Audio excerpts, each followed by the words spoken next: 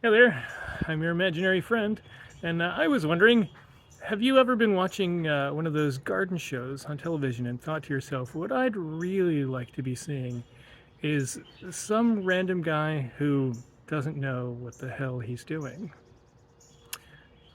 This is that gardening show today. Welcome to me rambling on about what we've tried to do around the garden, even though I have no idea how green things come up out of the ground. Now, when we started on this adventure, you can see here this sort of rough planking. That was pretty much what covered this whole space. It was old, it was splintery, it was coming up, it was uneven, it was not great. And we had thought that probably our option is to just smooth out whatever paving had been underneath it, or freshen it up or whatever. But when a board came up and I looked underneath it, I found that there was actually ground down there, and that made us realize we had some options. And so when there was a pandemic, we all had a bit of a more time on our hands than usual in some stretches, and so we decided to take on this front garden. And yeah, so we pulled up all this planking all over this area.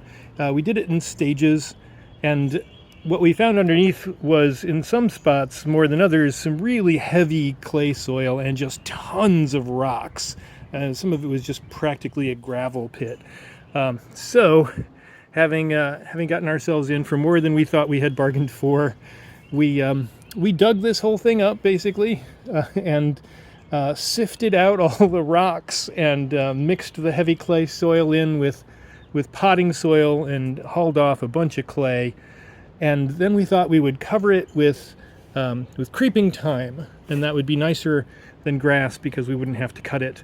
Um, Now, unfortunately, the creeping thyme didn't do as well. You can kind of see some of the remnants of it here, really trying pretty hard. There are some other kinds of thyme mixed in here because when creeping thyme and elfin thyme both seem to just have trouble, we tried a number of other kinds of thyme. None of them have done particularly great, except for, you can see over here, underneath the bird bath, that is mother of thyme, which yeah, has just kind of really taken over that area. So maybe that will spread. We'll see.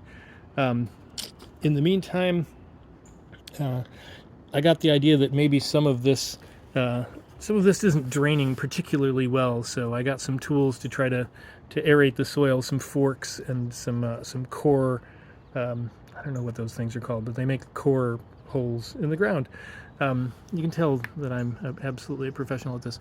And I also tried to raise dandelions. Now, this is embarrassing. This is the best I've done pretty much after a year of trying to get a dandelion to grow.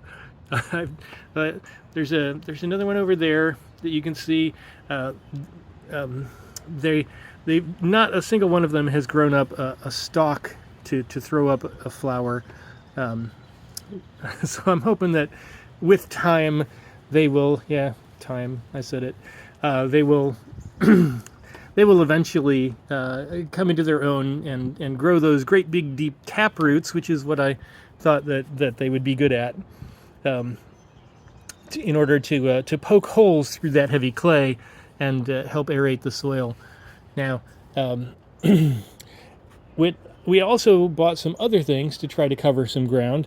Let me see if I can get over here without stepping on the earth too much, because we don't want to compact the soil while we're trying to get all this stuff to come in. We have an assortment of different phloxen,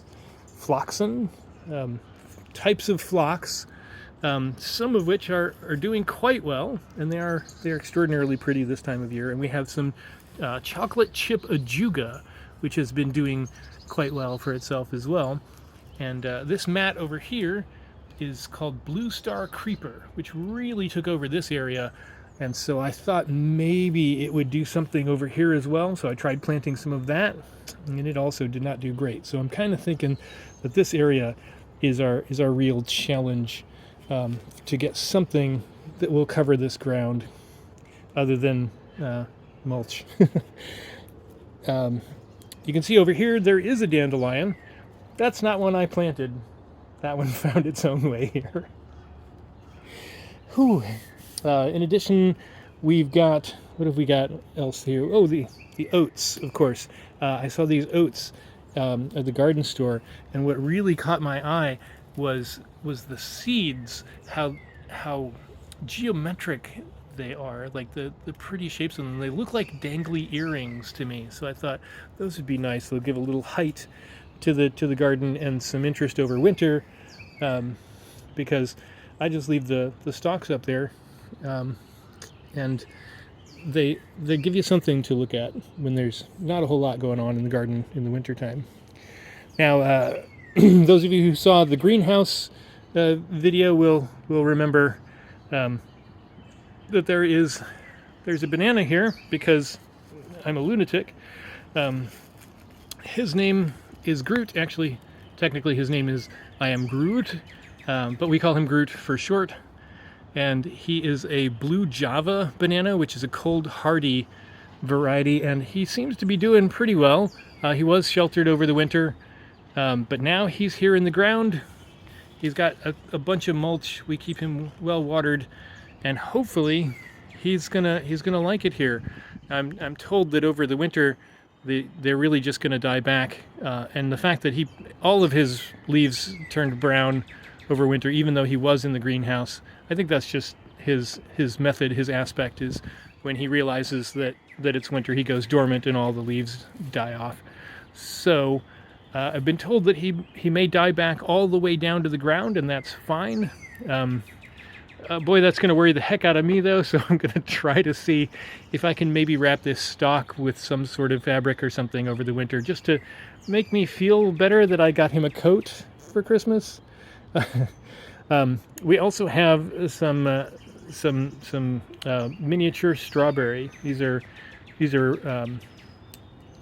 wild strawberries they're very, very small, but they've been doing pretty well.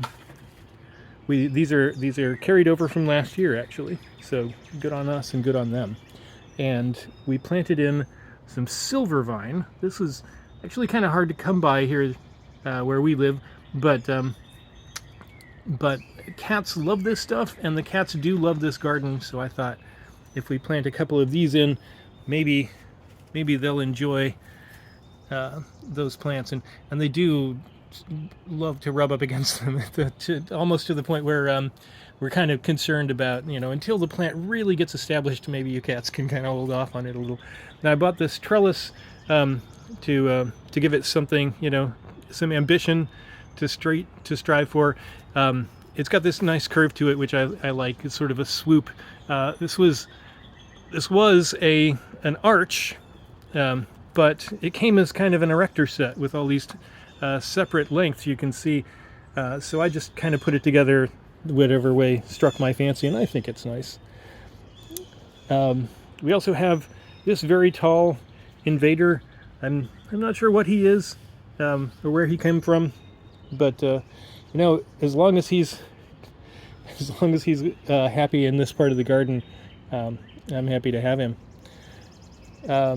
We have rain barrels over here, because we do get quite a bit of rain, and then we can use that to water the garden.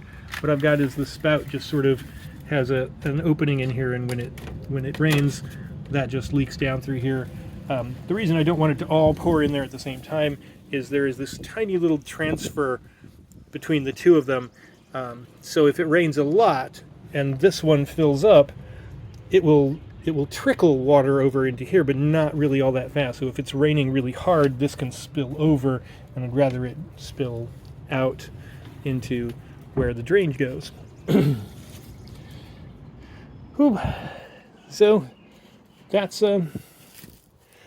pretty much it for the what we call the closet garden, because it is just about that big. If anybody has any questions about any of it, if I went too fast over something, well, obviously you can rewind and watch it again.